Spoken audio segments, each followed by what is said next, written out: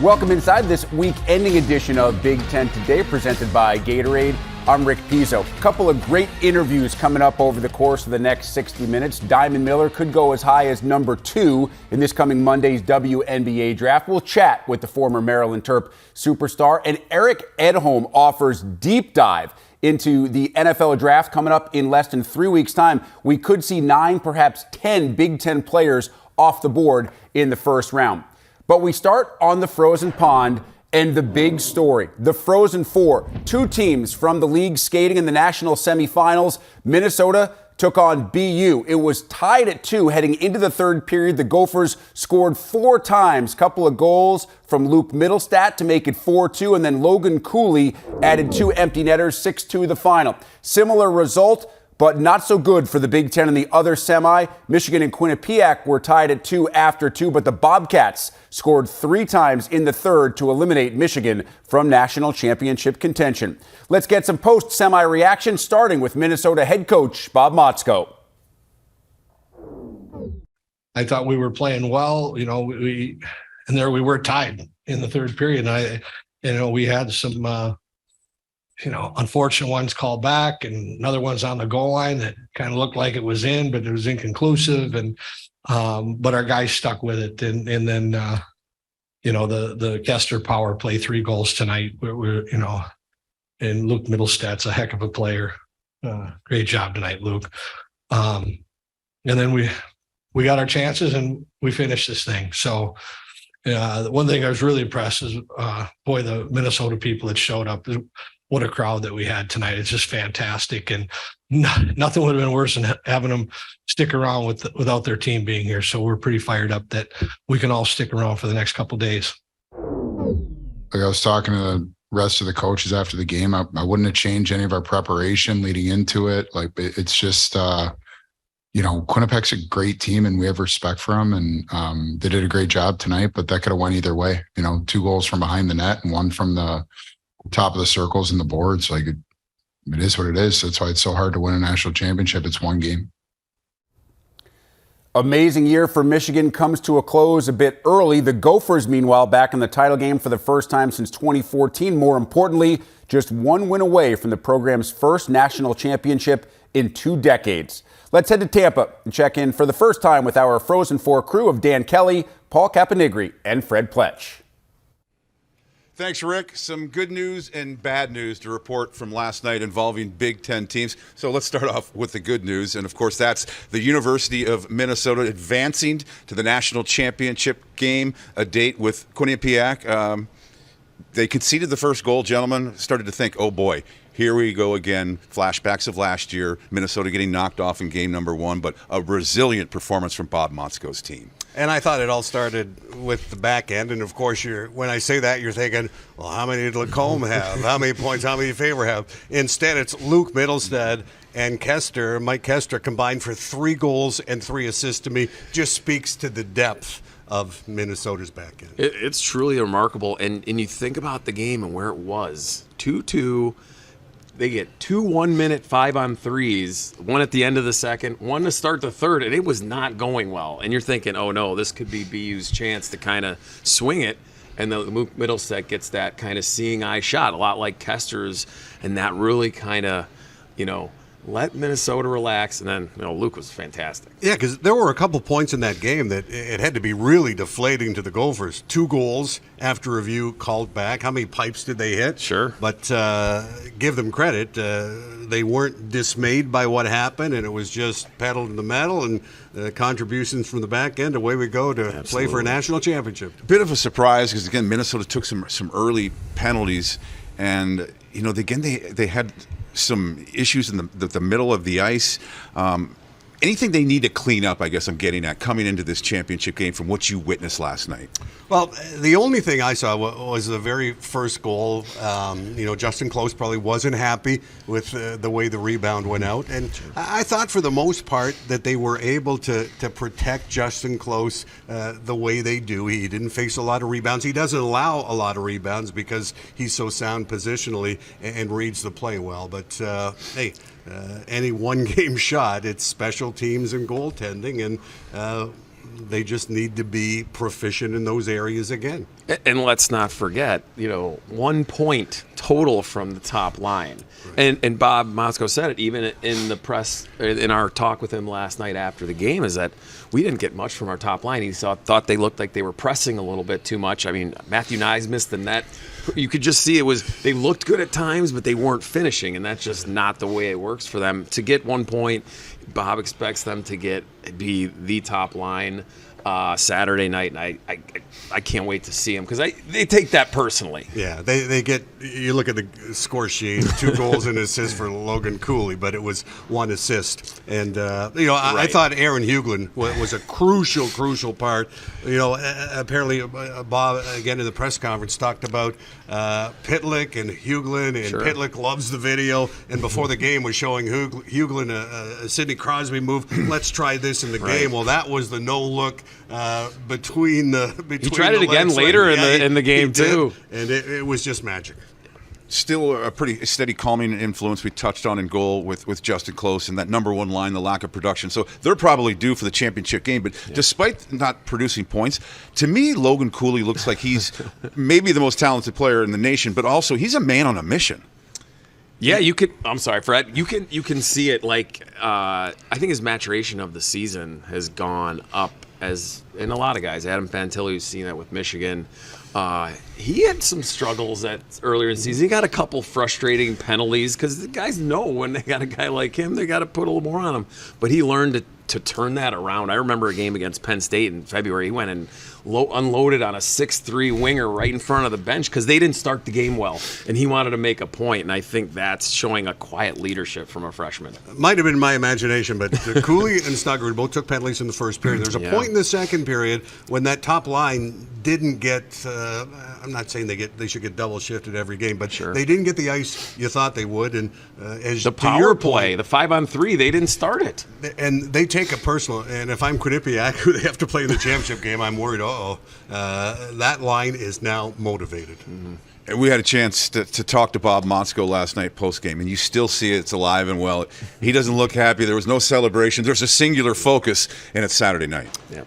Yeah, it's all about the national championship for Bob Motzko, and he said it repeatedly. In 20 years, nobody knows, nobody remembers who won the Hobie, nobody remembers who won the Big Ten playoff championship. But if you win the national title, what's the line? You skate together forever. And especially at the University of Minnesota. I mean, it's amplified, and we've hit on it all along that the Big Ten has not won a national championship since 2007. I'm done saying it. I want us to be the conference that has that. So it's right there in front of them, and I've been saying it all year. They're the best team in the country. They're healthy right now going into it, and let's get to Saturday. This is a finesse conference, and that's personified by the 2 teams that have made it here to the Frozen Four. For Minnesota, it seemed like when they started to slow down a little bit in the second period and they had that push, it was a physical push from BU. I think that's the only time if you're going to pick apart Minnesota is that, but they generally survive it still. Like the one, I think they got a penalty from it and BU scored on that. So that was the one time, but it wasn't a direct goal. But other than that, I mean, their D are so good and they're so deep. And Bob hit on Coach Motzko about Faber doesn't have to play 25, 28 minutes. He's playing 18 to 20. And maybe tomorrow night on Saturday, he changes that. And if he needs to, he can play him more because he's kept them fresh. Yeah, you got 6 defensemen that are going to play in the NHL. Okay, who's going tonight? And you ride those guys. Similar to top line. Hey, if the top line's not going, we got 2 other pretty dangerous lines, and I'm not afraid to throw them out in any situation. Switching to game number 2, Michigan falling to Quinnipiac. Fred, were you surprised by the game and watching Quinnipiac, especially early in the game? No shots on goal, and they kind of controlled things.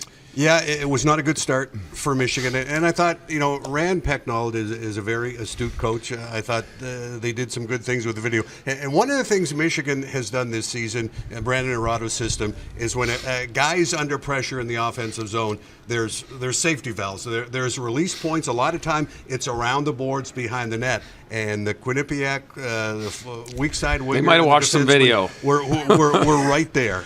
So they watch video on that, and maybe they watch video on Eric Portillo that when the puck goes behind the net, sometimes he's not tight to the post because 2 of those goals scored from behind the net, and that just can't happen in a Frozen Four semifinal. Yeah, it can, and it was such a weird game and we talked about it off camera. Is like he played really well and made a ton of great saves too, and kept him in the game at the 2-on-1 when it was 2-1, and then they get the tying goal with the great play from Hughes to Fantilli. You're like, okay, they're back, but it went right back, and that was the third one, and it came in. It's like, man, you can't have 2, and you just said it, you can't have 2 from behind the net, and it's just tough to get past the Quinnipiac team like that. I just thought once that top line got rolling in the second period, that mojo would carry over into the third, but give Quinnipiac credit. I mean, this is a Quinnipiac D that has 3 graduates, 2 seniors, and a junior on the back end. They were as tough to play against as advertised. It's just a tough finish for Michigan, but overall a tremendous year for the University of Michigan, especially when you consider Brandon Naurato, their interim head coach, wasn't hired until August. This was supposed to be more of the rebuilding, reloading year, and here they are. They make it all the way to the Frozen Four. That's a good story. Yeah, to me, Justin Close was the biggest story in college hockey or the Big Ten last year with what happened with him. Mm-hmm. This year, it's Brandon Naurato. August 7th, has to re-recruit his players for starters, has to install a new system, has to hire staff, has to go through the World Juniors, and, of course, the adenovirus that took 6 players in the hospital at one point. So, 26 wins is a successful season in anyone's books, but it's a dismayed and dejected feeling for the next couple of days for Michigan and the players that have to take off that jersey for the final time. You know how tough that is. Yeah, it's really hard the day after to spin it in a positive manner. But when you look back on this season, started with Brandon Naurato, I mean, he didn't know his fate. Now he does. I think that's really great. He earned it. With a difficult situation. And then, seeing Nolan Moyle come out of the press conference last night, a 5th-year guy, captain, you really see that. And it almost brings it back to me. And you flash back to that, and you're like, you don't want to take it off. Even the sweaty, stinky gear, you just want to leave it on as long as you can. But, those guys were really great. He talked about his seniors and the tough of playing when all your star players are the young guys. It's really hard to be the older guys and gain their respect completely because you're the guys looked on to score. But they do a really good job, and Brandon Naurato does a good job of molding the upperclassmen that are role players with these star-stud young guys, and it was really fun to watch. Oh, there were 8 guys in Michigan's lineup last night that were at the Frozen Four last year in Boston, and next year when somebody says, well, what about the experience of being there? I'm going to say it doesn't mean a thing. Right, absolutely. Bright future for the University of Michigan. We look forward to that. University of Minnesota. We'll see you Saturday night when you go for a national championship as we slap things back to Rick in the studio. 2023 NFL Draft now less than 3 weeks away. You look at the mock draft put together by a group of NFL writers with Fox Sports. A couple of Big Ten players inside the top 5, closing in on double digits inside the first round according to this mock draft. Of course, a lot can happen between now and the start of the draft on Thursday, April the 27th. Let's get much more from our good friend Eric Edholm, lead draft writer for NFL Media. Hey, Eric, let's start right at the top. Barring another trade, we certainly expect in some order C.J. Stroud of Ohio State and Alabama's Bryce Young to be 1 and 2. How do you see those top 2 spots playing out? Yeah, I mean, there's even been some talk that the Houston Texans at number 2 may opt to pass on a quarterback if the guy they like or, is already gone at number 1. When that trade between the Chicago Bears and the Carolina Panthers occurred, moving the Carolina Panthers up to number 1, my initial feeling was that C.J. Stroud would be their guy. I thought he checked so many boxes for what Frank Reich and the Panthers might want. He had the size, he had the accuracy, the poise, maybe not the strongest arm. Maybe we only got a glimpse of his athleticism against Georgia in that fantastic performance in the playoffs. But, I just sort of felt like the total package was there. There has been some young buzz as of late. I mean, it feels like, whether it's a smokescreen or reality, there seems to be some legitimate possibility that Bryce Young, despite his size concerns, could overtake CJ for that top spot. So we're kind of still in a holding pattern here. Don't know that Carolina's firmly made up their mind, but I think relatively soon here we should have a pretty good idea which one it is. And again, there's a great chance that whoever doesn't go at number one of those two could end up at the number 2 spot. Obviously, Stroud put up huge numbers last year, and that's without Jackson Smith and Jigba, who sat out for basically the entire year after a phenomenal campaign in the season before. How much did his workout numbers at the Combine and then specifically his 40 at Pro Day kind of alleviate any concerns about his lack of game reps, and how high could he potentially go? Yeah, he's my personal number 1 receiver. Not every NFL team agrees with that, but I think he's got a special skill set that should translate very well. And to your point, there was a little bit of concern. Is he a fast guy? Is he a true burner? Probably not, but the speed was good enough, in my opinion, for his size. You know, you think about a guy like an Amon-Ra St. Brown and how he's been able to succeed in a really a little bit of a smaller frame. I think Jackson Smith and Jigba should be fine. There were times when, you know, people in that building thought he was the best talent there. Of course, we just saw Chris Olave and Garrett Wilson have terrific, rookie seasons in the NFL. So I believe he'll translate smoothly. I think he's probably a slot guy predominantly, but I think he can also win on the outside as well. And his reactive quickness and his route running skill is just so polished, so good. I think his natural ability is what makes him the most complete receiver in this group, even if there are some other contenders. So I'm not concerned. Look at how Cooper Kupp wins in the NFL. That's another great example of somebody without elite track speed, but can translate their skill set very, very well in the NFL. Couple of solid offensive linemen coming out of the Big Ten. One, the teammate of Stroud and Smith and Jigba in Paris Johnson. The other, Northwestern's Peter Skronsky, who for a long time was considered the best offensive lineman in terms of being a draft prospect in this conference. Where do they land according to your latest mock? And are both plug-and-play guys the second they get in? I think both are top 15 picks or very, it's possible one goes just outside of that range, but top 20 safely, top 15 possible, even top 10. There are enough teams in that, kind of 7 to 10 range where you could see an offensive tackle being in play. Trades are obviously a possibility. Now, the question is, where do they line up? Paris Johnson could be projected to play left tackle. He could play right in the NFL. He's also played guard before. So that's an appealing thing, but you have to know what your plan is. I thought outside of the first half against Georgia, his tape was excellent, made big strides last year. Skronsky, the debate is a little different, right? His tape is super clean. He's got an NFL bloodline with his grandfather having played for the Packers. He stepped in the huge shoes of Rashawn Slater and filled them admirably a couple years ago. So there's a lot to like about him. The question is, does he meet those benchmarks for offensive tackle length and height? The height seems okay to me. The length, his arm length specifically, just below the normal threshold you typically see. But who's to say there isn't a team out there? And I think I know some teams that might consider him a tackle one way or another. He's going to be a starting left tackle, a starting left guard, maybe a right tackle, maybe a right guard. And I think be plug and play and ready to perform at a high level right away. Big Ten this past year was full of intriguing defensive backs. You could argue the deepest position inside this conference. You had Devin Witherspoon at Illinois, Penn State's Joey Porter Jr., Deonte Banks of Maryland is getting a lot of buzz as of late. How do they compare, and do you see one of those three as having potentially more upside at the next level? Well, the thing with Devin Witherspoon is, first of all, his play style is very exciting. He's an aggressive kid. He plays much bigger than his size. He wants to get in your face. He wants to hit you. How will 180 something pounds translate on the outside in the NFL? That's a fair question, but I thought it was super important for him to work out and run well in the 4.4 range. There was that concern. Boy, if you're an undersized corner, he's not massive.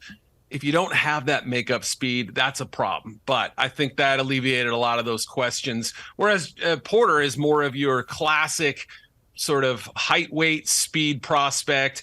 His tape looked much better too. The reps against Marvin Harrison Jr. were really good this year. Held him, I think, to 2 catches in that game, at least when they were matched up. The opener, he had 5 passes defended and, answered some of those playmaking questions. Teams just stopped going after him for the most part after that. So that helped, even with only 1 career interception. he's got the Porter name. That's going to add something of value, and he's a really nice looking athlete. Banks might be the best athlete of the group too, and he and Ja'Cory Bennett both, I think, stepped up in the athletic department. Mike Loxley's done a great job recruiting there. So much talent at the combine, 7 Maryland players, but Banks probably has the best chance to be the first one of those drafted mid to late first round based on the way he worked out. And, his improvement, I would say, over the last couple years has been pretty massive. So I like the trajectory for all three, and they're all kind of 3 different guys a little bit. And you have play style, size, athleticism in each of them. Eric, I'm fascinated by what's taking place in Iowa City because you had the best linebacker in college football in Jack Campbell, one of the most productive defensive backs in the country over the last couple of years in Riley Moss, an NFL-ready tight end in Sam Laporta. But the guy right now that's getting all the buzz is a raw, unpolished edge rusher, Lucas Van Ness, who we didn't really see a whole lot during his career in Iowa City. What's his appeal and what's his ceiling? Yeah, I mean, everyone's made a big deal of the fact that he hasn't started games at Iowa, but we've seen that before with Kirk Ferentz, where they're a younger defensive lineman and they stockpile those guys, will rotate in. He actually led the D lineman in snaps this year by a couple, but so they used him plenty. What fascinated me was that, to me, his best reps was on passing situations when he was lined up inside. He's got some length. He's got some quickness to really tax those guards. But I think he's got to add a little bit of strength. And I think he's got to add maybe, quicken his approach up a little bit if he's going to line up outside. But, there's no reason to think with his traits, kind of the hockey background also. I think there's an enforcer in there. It may take a little bit for him to fully develop, but it wouldn't shock me at all if he cracked the top 10 or was just outside of it. There are a lot of people just kind of fascinating. He oozes potential. And you mentioned Campbell and Moss too, rather. Both guys, hyper athletic, instinctive playmakers. So Iowa had a ton of them on defense last year.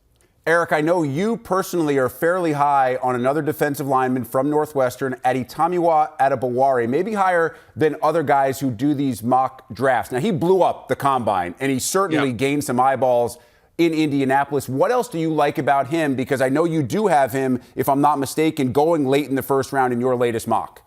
I did. In the last mock, I think I sneaked him into the back end of round 1. Now, that may not happen. I mean, there is a positional question with him. As Northwestern fans know, he typically lined up as a 5 technique or as a 7, somewhere on the edge like that.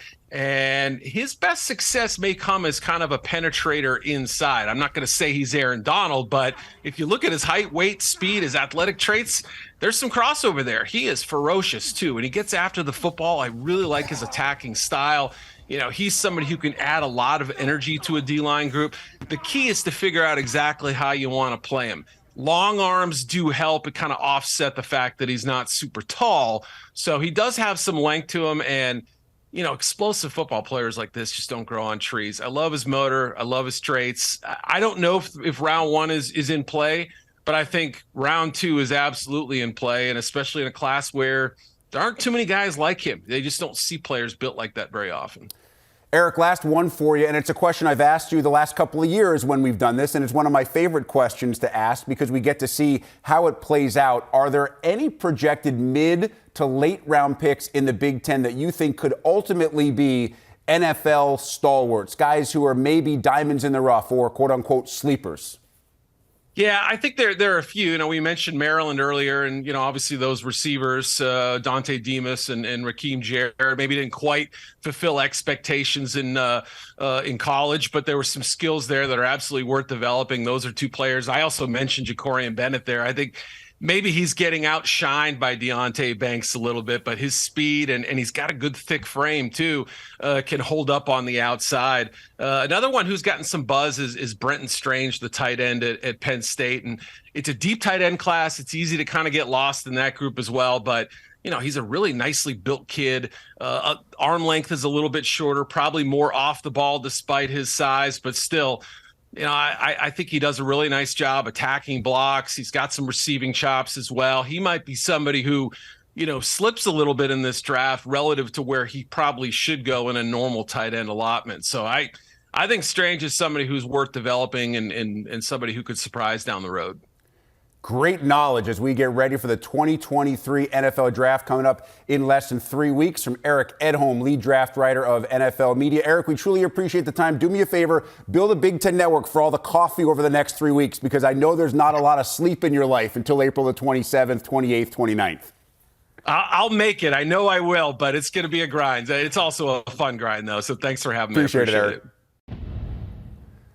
This from Caleb Love, former North Carolina star, just on Twitter. Go rewrite your story, kid. And interestingly enough, you see Love's number 2 in the Michigan maize and blue. Perhaps Caleb Love on his way to Ann Arbor, a story that we will certainly be following. Another story that we will be following is Monday night. The WNBA draft comes your way. And according to The Athletic, the first pick off the board from the Big Ten will be Maryland's Diamond Miller. The Athletic projects Miller to be the second overall pick in the WNBA draft behind only South Carolina star Aaliyah Boston. And we are thrilled to be joined for today's big interview by Diamond Miller. Hey, Diamond, thanks so much for joining us. Before we get too much into the WNBA draft, I want you to kind of look back on this past season. And it was, I think for a lot of people outside of College Park, it was unexpected success for you guys. There were a lot of new pieces in place. You make a great run, not just through the season, but through the NCAA tournament as well. What kind of sticks out to you from this last year? I think what sticks out for us is just how hard we were able to change the narrative. I mean, starting from our first games, I think we excelled our expectations and continued to thrive throughout the season. What about for you personally? What are you most proud of in terms of your development as a basketball player? I think it's just my leadership. I'm being able to communicate better with different group of people, especially when it's 9 new players. The communication style from one person to another is completely different. And I think I kind of got that figured out. So how did that come about? There was so much turnaround. And when you're looked at as the leader on a team and the person who is kind of in charge of making sure that all these new pieces gel together, how difficult was that throughout the course of the year, especially at the beginning of the year? Yeah. Definitely in the beginning, I could say it was extremely difficult just because, like I said, there's 9 new players all coming from different places, and each player had a different playing style from their old school and even like that freshman. So it's definitely a learning curve, but just a lot of trial and error and a lot of communication of explaining what is to be expected here. And I think everybody, which was great about those 9 group of girls, they were willing to work. So that kind of made it easier as well. And I'm sure it wasn't just communication between you and the other players, but between you and Coach Brenda Fries as well. What was that relationship like for you guys, especially this year, as the two of you were clearly looked at as the player and coach who would be guiding the rest of the team? Yeah, it was super exciting just because I was like the ones that decided to stay, and I played with her for 4 years. So it was definitely a lot of trust built for the years previous. So it was kind of easy, but it definitely talks about how we got to make sure that we changed the narrative this year. And I think we did that. Certainly did. For you, what's this process been like? I know the end of the season, there's a shorter amount of time between the end of the women's college basketball season and the WNBA draft and the men's season and the NBA draft. But what is this time like for you as you wait for Monday night? It's definitely crazy because you're still trying to prepare. So, like, you have to take a break, rest your body, of course. But after that, you got to get back to work because the next level is the next level, and you're trying to prepare yourself for the best. But it's so much unknown right now. I'm trying to pack up my apartment, which is why it's looking a little crazy. I'm sorry about that. But, yeah, it's just the unknown. I don't know where I'm going. So I just can't wait for Monday to give me more answers. Listen, it's all right. We've all been in college. Nobody had a clean dorm room. We've all been there. You're totally fine. Listen, you've been projected in that draft on Monday night by most of the mocks that I've looked at as the number 2 pick behind only Aaliyah Boston. Have you had the chance to chat with teams? What's that process like? What have you been hearing from folks on the outside? I mean, obviously, I feel like mock drafts are great, but if you watched anything from last year's draft, you knew that the mock drafts were completely wrong.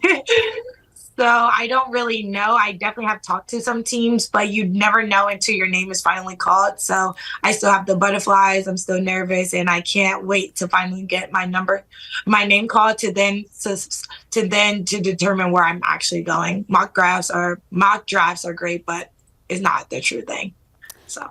As so many people watch this year's national championship game, I'm curious as to how strange it was for you to watch it. Caitlin Clark, an Iowa team that you guys absolutely throttled when you played them at home, and then obviously Angel Reese, your former teammate, on the other side. Was it kind of surreal for you watching that national championship game? I think it just gives me chills to see, first of all, how successful Angel is doing. I mean, she's doing her thing as she should. Like, she had this potential, and now she's just running with it. And to see the Big Ten make it to the tournament make it to the championship game has been really cool, too, because at first everybody thought it was going to be an SEC battle, but I'm happy the Big Ten was able to change the narrative on that one. And they both played really well, and it was just a great thing for women's basketball, them two competing on that stage. There's no doubt women's college basketball is maybe in as good a spot as it's ever been, but as you well know, as everybody who followed that game knows, there was the controversy at the end with Angel and Caitlin Clark. I'm interested to get your take on that incident specifically, but also how it relates to the way that we treat race in college sports and women's college basketball specifically. Yeah. We can hear you. I'm good? Yep, you're good. Okay. Yeah, I mean, obviously, I feel like what Angel did wasn't bad. I mean, overall, she's just playing basketball. She's being a competitor, and she did what everybody does. She shouldn't be discriminated against just because she's trash talking of someone of a different race. I mean, we're all basketball players. We all should be having the same standards, and when we're in between the lines, racism shouldn't be a part of it as well. Very well said. Maryland's Diamond Miller coming off a terrific final year in College Park and looking ahead to Monday night's WNBA draft. Diamond, I know you said the mock drafts are sometimes not very reliable, but I hope they're right this time. I hope we hear you with the number 2 pick after Aaliyah Boston. Diamond, thanks so much for the time. Best of luck on Monday and at whatever location you end up in the WNBA. Thank you. Bye. Today's big stat presented by Gatorade. Only one college hockey team in the past 15 years lit the lamp more often in their national semi than the Gophers did in scoring 6 against BU. And the even better news is the other 4 teams, which tallied at least a half dozen in their semi, went on to win it all. Back to Tampa as we check in once again with Dan Kelly, Paul Caponigri, and Fred Pletch.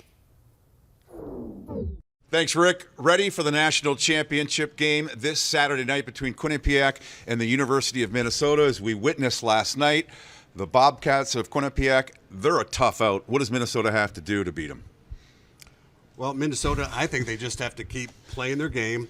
And the important thing against Quinnipiac, as we saw with Michigan, is don't get frustrated. I mean, Quinnipiac is such a frustrating team to play against. They have that veteran defense with 3 graduates, 2 seniors, and a junior. They've got great goaltending, and it seems their body positioning, they're always in the right place. They don't get beat off the wall. Their sticks are always in position. They sometimes have that 1-3-1, it seems, all over the ice. But I think Minnesota's depth, once again, could prevail, especially when you factor in the forward lines with the back end.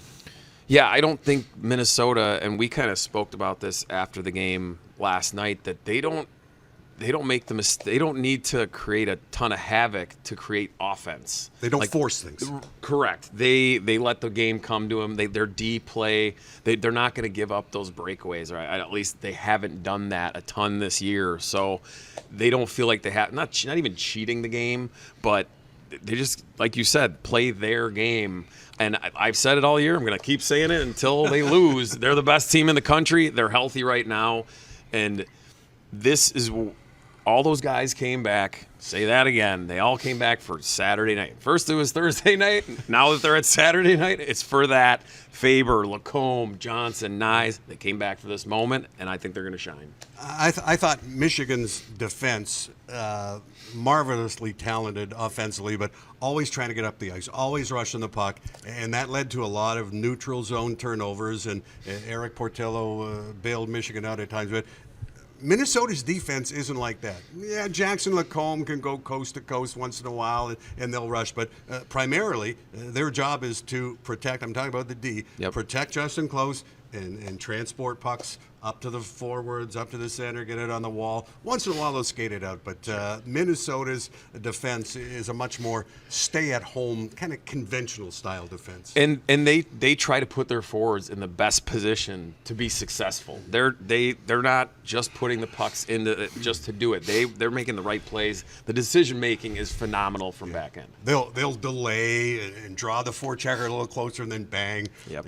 Make a. I mean, Ryan Johnson is so underrated. I mean, we always talk about Lacombe because he doesn't put up the points, and you only want to talk about points. But what do you need to play at the next level? You need to be able to skate and a defenseman first pass. Ryan Johnson's first pass is impeccable. It has been for the last 3 years. You got that right. I think patience is going to be key for Minnesota considering the opponent. You saw Quinnipiac, the back-breaking goal they scored to make it 4-2. That started off a back check. And you know that Minnesota, much like Michigan, they like to score off the rush. It's not so easy against the layered Quinnipiac team. And it's become tougher and tougher in the game to score off the rush because of the back pressure. You get one chance on the rush. If there's a bobble, if there's a pass off a skate, bang, it's going the other way. And especially that Cooley line with Nyes and Snuggerud, they can get the cycle going. And the way Nyes is just magical on the wall and bringing it out from skates and sticks and legs. That line could give Quinnipiac more trouble than the Bobcats want. And quite frankly, and no disrespect to Quinnipiac or anyone else, Minnesota is considered, if we play our game, whatever comes our way, we can handle it. And I think they've been able to win in every different way you can think. And I don't think they're going to look at Quinnipiac and say, we got to play this way. We're going to play our game, and they got to worry about us. And I think that's how it's going to go Saturday night. It's also two masters behind the bench, Bob Motzko and Rand Pecknold. Yep. And we talked about Michigan had 5 players that played for Rand Pecknold at the World Juniors. Minnesota had 4. So who knows what observations Rand has made about shutting down Logan Cooley. If anybody knows, he might have the inside track. Sure. Back to the team out of Ann Arbor, the Maize and Blue, of course, Fred. How's their future look? A young team. Can they possibly be back at a Frozen Four next season? Well, the speculation now begins. A lot of wait and see. Who's staying? Who's coming back? Who's leaving? Right. I would think for certain Luke Hughes is going to be a member of the New Jersey Devils within the next week. 24 But hours. other than that, I mean, Adam Fantilli is going to go second overall in the NHL draft. And we've talked about this. If you're the Chicago Blackhawks and you're fortunate enough or even to land Adam Fantilli, do you want to bring him into that show the way it's going now? Or do you want to say, nah, just wait. Maybe we'll go through another 22-win season and have a shot at another Adam Fantilli type player. So, it's wait and see for Michigan. But they do have Brandon Rottle locked down for 5 years now. So there's continuity there. Yeah, I mean, there's the goal. We talked about it off camera. Eric Portillo's a junior. Does he come back? If he's not, who's the goaltender for the University of Michigan next year? That's another big question. Adam Fantilli's 18. He didn't turn 18 until right at the start of the year. And if you look at the track record recently of University of Michigan, Owen Power, Matty Beniers, Kent Johnson, top 5 picks that were younger freshmen on the late 18-year-old side that they came back, did 2 years, and now look how good they are in their first year in NHL because they had another year of experience. So it's a hard question to answer. I guess that's the best way to say it. Yeah. Do you get Ethan Edwards, Rutger McGroarty, Adam Fantilli, Gavin Briley decide, hey, we're going to be like Minnesota. We're going to come back and take a run at a national title. Or the guys here at our school that did it. Yeah. Those old guys that are now 20 years old playing in the NHL. We're going to do it like those old guys, but we'll see. It's a wait and see. I bet you the Chicago Blackhawk tickets reps are ready for Adam Fantilli to come very soon. But the expectations that were on this kid, he was penciled in this past summer to be number 2 after Connor Bedard. Well, I now think you put that number 2 with Penn because Yeah. he lived up to these expectations this year, and they were massive. It's pretty unbelievable, and I've said it all year, how these guys come in as 18-year-olds, and they don't look like freshmen from day one. Sometimes you see a guy, first half, but they say second half, you're no longer a freshman. You had that experience. These guys come right in October and start lighting it up. I mean, Adam Fantilli was getting 2 points a game right off the bat, and it's really amazing to watch these young guys come in and shine, and he was the top of those. And let's remember, Adam Fantilli, the 4th youngest player, not in the Big Ten, in the nation. And he led the nation scoring 30 goals, 65 points. Yeah, pretty good. That laser last night, you thought this is it because they were not playing well at the time. And you're like, oh, second, bang, bang, 2-2. And you're like, and it just couldn't happen. But that's the type of thing you're like, they just wake up and it takes one little instance. And Adam Fantilli, we'll see what happens later today. The Hobie Baker, he's got other Big Ten competition, but it's pretty cool to see the Big Ten carrying the Hobie Baker Award. Yeah, home tonight. I'm glad you broached the subject. Do you lads have any opinions who might win it? You're up. I know I'll get accused of being the Michigan homer here, but Yeah. I like Adam Fantilli because of the youth, because of the way he led the nation in scoring. And, it's tough to say, Logan Cooley had more support than Adam Fantilli on his line with Nyes and I think the Snuggerud. changes that Michigan went through in lines. The way it went through like that. Now, Yeah. I did have dinner recently with Wally Shaver from the Hobie Baker committee, and asked him. There's 30 members that vote. The voting was done after the regionals, Right. And the components are what you do on the ice, value to your team, academic standing, community involvement, and character. Right. Now, it's up to each voting member, and the voting members are coaches, officiating directors, NHL scouts, Writers, media, and it's up to each individual that votes to assign weight to each of those categories I mentioned. Yeah. So for some, on-ice performance is going to mean a lot more than character. For some, character's still a component of it, and let the arguments begin. Yeah, I think Adam Fantilli's the favorite, but I think Logan Cooley's. I think those are the two. It's going to be between Matthew Nyes is an insanely good player, but if I had to break it down, I think it's between those two, and you could flip a coin honestly, and it's just still pretty cool. It's pretty cool for the Big Ten that we're bringing it home one way or another, but either way, it's an 18-year-old kid lighting it up. And they're fighting over. It's pretty remarkable. Not stuff. a bad choice. Yeah. Any of the three. Absolutely. Look forward to the selection. Look forward to the national championship game Saturday night as we send things back to Chicago and Rick.